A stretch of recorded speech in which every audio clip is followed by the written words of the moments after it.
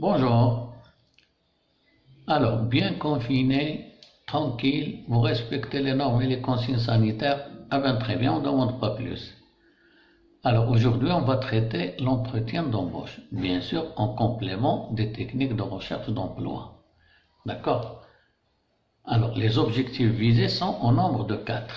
Alors, le premier, c'est la préparation de l'entretien. Le deuxième, c'est le déroulement de l'entretien, bien sûr.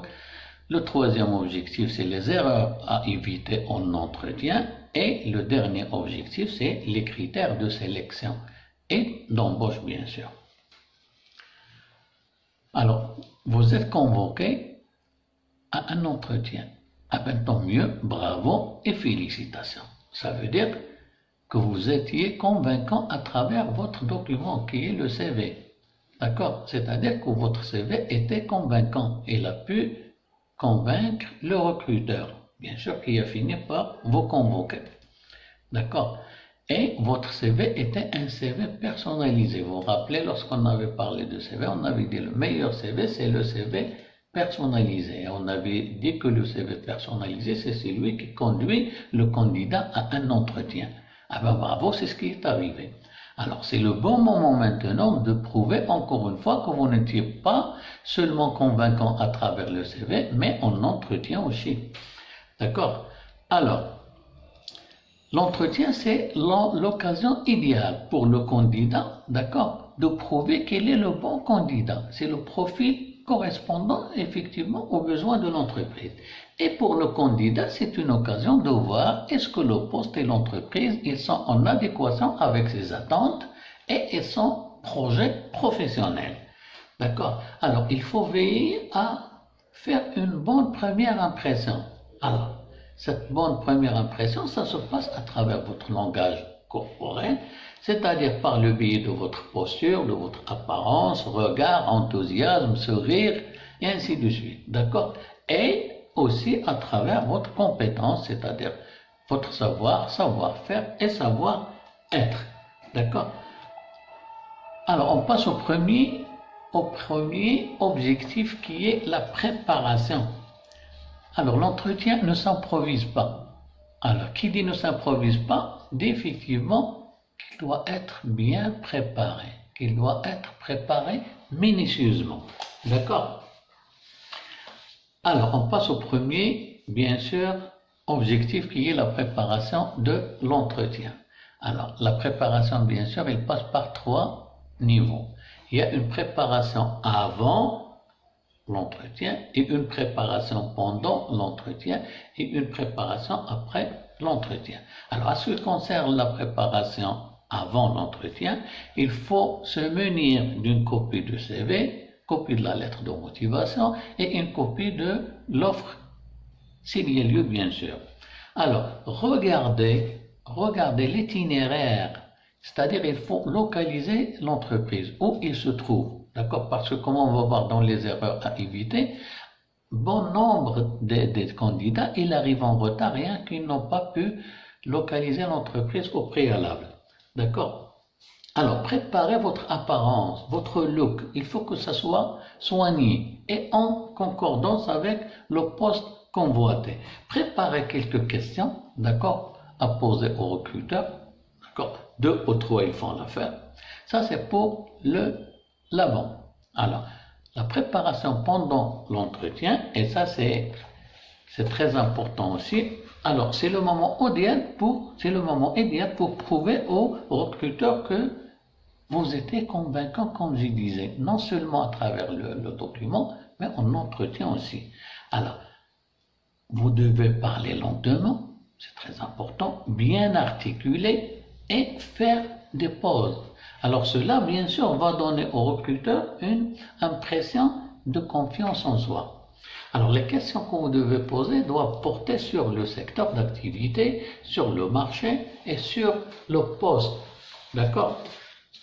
Alors, demandez aussi au recruteur à quel moment il sera en mesure de vous faire part de sa décision. C'est-à-dire, quand est-ce que vous allez avoir la réponse du recruteur. Alors, et pour la dernière et la troisième étape, c'est-à-dire c'est après l'entretien. Alors, il faut remercier le recruteur de vous avoir reçu envoyer un email, bien sûr, de remerciement, et si jamais il y avait des besoins au cours de l'entretien, des documents ou autres, envoyez-les, bien sûr, à travers l'email, et relancer sa candidature. D'accord, c'est très important la relance. Vous vous rappelez, dans le processus des techniques de recherche d'emploi, on avait dit la dernière étape, c'était l'évaluation et le suivi. Alors c'est là le suivi, c'est-à-dire qu'il faut relancer le recruteur. Alors après 2 à 3 semaines, c'est largement suffisant. Alors le deuxième objectif, bien sûr, c'est le déroulement de l'entretien. D'accord? Alors, le déroulement, il dépend bien sûr de la taille de l'entreprise. Vous savez, il y a des très petites entreprises, les TPE, il y a les petites, il y a les moyennes, les PME, il y a les petites, moyennes entreprises, il y a les grandes entreprises. Bon, ça dépend. Bon, pour les PME et les grandes entreprises, bon, il y a 2 niveaux de sélection. Il y a la présélection et il y a la sélection finale. Alors, elle est réalisée d'habitude par des spécialistes en RH, en ressources humaines, ou bien par des cabinets spécialisés en recrutement. Alors, elle peut être par un comité, bien sûr, composé de 2 jusqu'à 4 personnes. D'accord? Alors, pour la présélection, alors, l'attitude, les compétences et le comportement, ils vont être évalués et jugés et étudiés d'une manière générale. D'accord? Alors, si votre candidature a été retenue, bien sûr, vous allez être convoqué pour la deuxième étape qui est la sélection finale. D'accord? Alors, dans la sélection finale, bien sûr, l'attitude, compétence et comportement, encore une fois, ils vont être jugés et appréciés, mais là, avec plus d'attention et plus de profondeur. D'accord?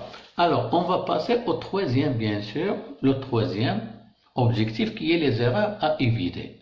Alors, bon, il y a une multitude des erreurs qu'il faut éviter. Bon, je vous ai préparé une petite sélection, bien sûr, des plus importants. Alors, le numéro 1, c'est arriver en retard. Il faut éviter absolument à arriver en entretien en retard.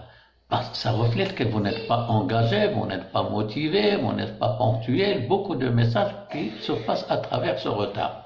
Alors, ne pas éteindre son téléphone.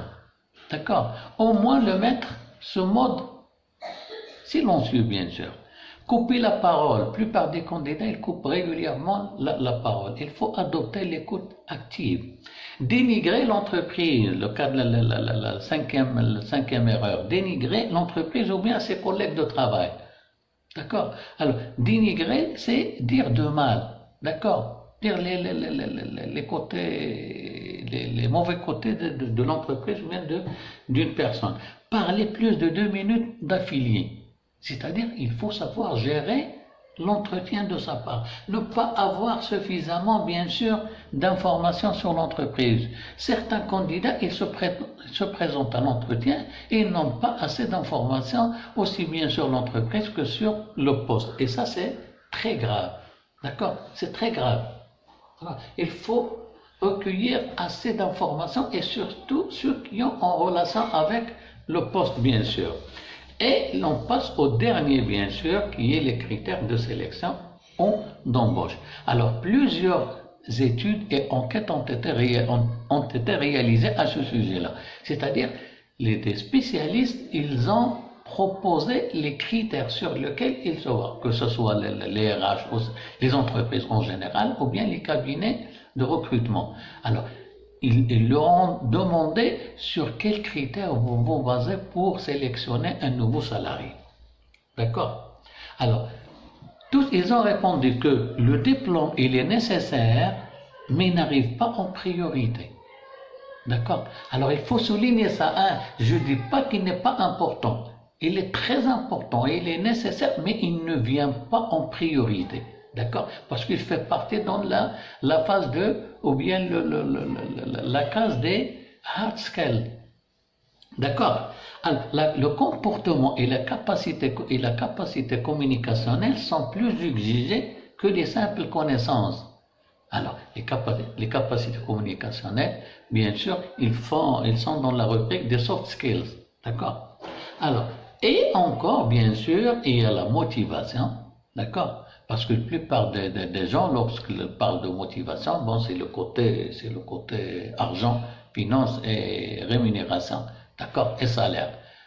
Le salaire, c'est par défaut, c'est par conséquence, c'est la contrepartie, bien sûr, de travail effectué et réalisé en faveur de l'entreprise. On n'en parle pas. Mais vous devez avoir une motivation pour le travail, une motivation pour le salaire, motivation pour le poste plutôt. D'accord. La rigueur professionnelle est très importante. C'est-à-dire quelqu'un qui est sérieux en entreprise, avec ses relations avec ses collègues, avec ses subordonnés, avec ses supérieurs. Alors, la capacité d'adaptation, c'est un critère très important aussi. D'accord? Vous savez que n'importe quel salarié, il va finir par s'adapter. Et c'est tout à fait normal. Alors, vous allez me dire, mais où est le problème? Le problème, c'est dans la durée. C'est-à-dire à quel moment il va s'adapter. Alors, le plus vite possible, c'est ce qui est escompté. C'est-à-dire qu'il va s'adapter rapidement. Alors, la capacité de travailler en équipe. Alors, certaines personnes, généralement, ils se sentent un petit peu gênés de travailler en équipe ou bien en groupe. Mais ce que vous devez savoir, tout le travail actuellement, il n'y a pas un travail qui est réalisé par une seule personne ou bien un salarié. C'est-à-dire chaque dossier, chaque travail, il y a plusieurs, 2 ou plus de personnes qui sont impliquées. D'accord? Chacun a sa tâche, bien sûr. Et la capacité d'initiative, bien sûr. La prise de recul, c'est très important, tout le monde peut se tromper, d'accord? Mais il y a des gens qui se mettent en question, ceux qui ne le font pas, malheureusement. Il y a la flexibilité, l'autonomie, d'accord? Bon, je crois qu'on est arrivé à la fin, d'accord? Bon, merci. La prochaine vidéo, bien sûr, on va traiter les questions en entretien. Bon, les questions, ça veut dire, il y a 2 niveaux de questions. Il y a les questions classiques, ordinaires, et il y a les questions, c'est là le plus important, il y a les questions, comment ils s'appellent, les questions déstabilisantes ou bien les questions pièges. Bon, ils vont faire l'objet de la prochaine vidéo avec l'aide de bon Dieu. Alors, je vous souhaite bon courage et à la prochaine.